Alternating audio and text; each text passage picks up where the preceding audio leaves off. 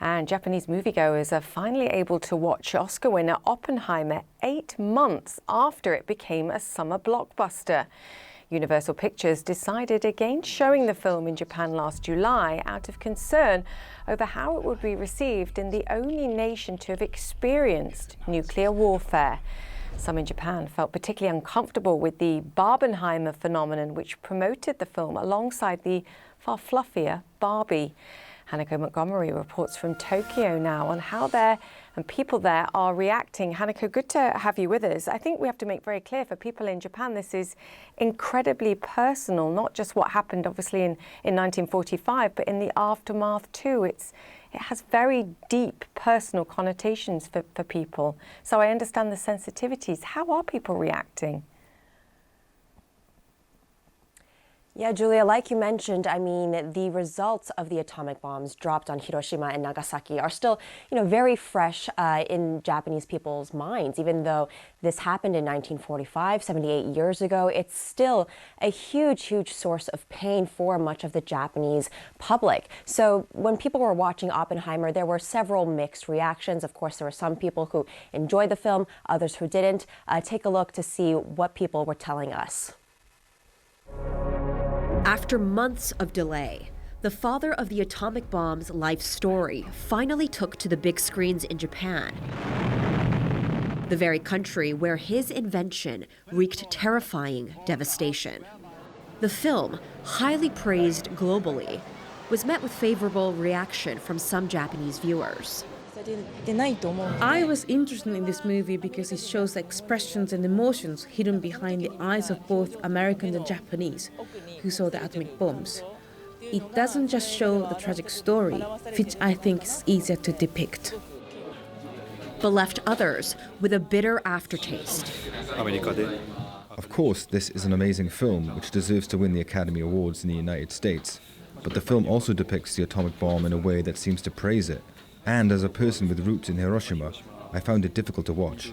I'm not sure this is a movie that Japanese people should make a special effort to watch.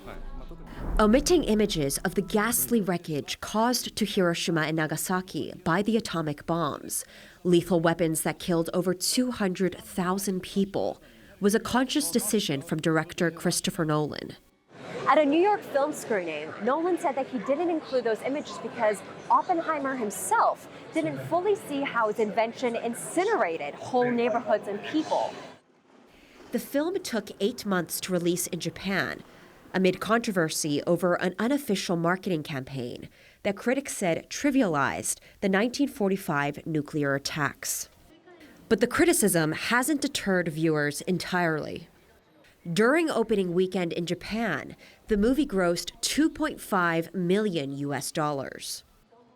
Abroad, the highly lauded film won 7 Oscars this year, including the coveted Best Picture and Best Actor awards. Christopher Nolan, who also took home Best Director, will receive a knighthood in Britain for his services to film. But despite the film's global accolades, Japanese viewers tread lightly, wary of how the West remembers and depicts history from 78 years ago, a past far from forgotten in Japan.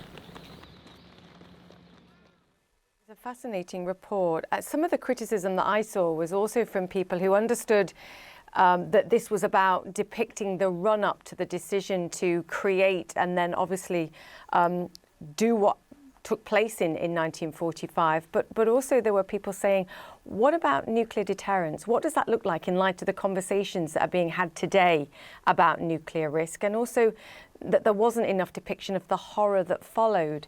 Have people been speaking to you about that too?